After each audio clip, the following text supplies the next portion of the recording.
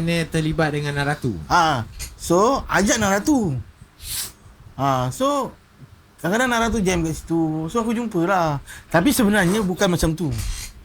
Sebenarnya daripada Form 3 aku dah kenal Naratu. Aku ada kaset Dari Sini Teras Hidupku.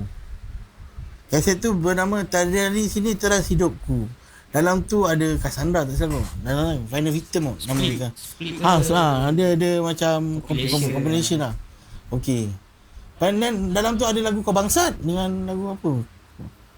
Ada 2 lagu aku tak salah lagu Naratu. Mungkin Bima. So kawan aku dia goreng aku. Dia cakap, Zam, budak-budak yang nyanyi lagu Kau Bangsat ni budak-budak Maybank.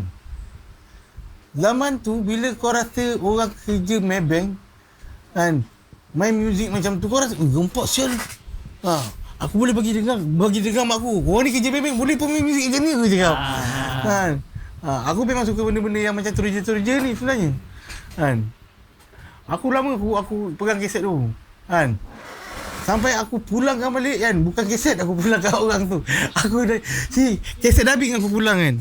Aku dubbing kaset. Kaset dubbing kan. Aku cakap kaset kau hilang. Aku dah pernah dubbing kan. Tapi awak ada. Kaset tu aku simpan dah kau. Lepas tu bila aku lepak, mak aku menjaga pula bawah tu kat kat Ampang Point kan. Bawah galeri tu. Lepas tu aku masa tu pun dah berminat main muzik.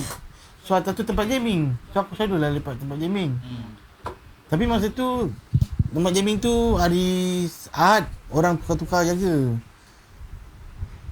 Yang jaga tu Iril, Naratu punya gitaris. Dia cakap dia gitaris Naratu. Syok. Tapi kau bayangkan aku nak tanya dia, abang bukan kerja Maybank ke? Dia macam bela-bela, apa pasal aku kerja Maybank lah.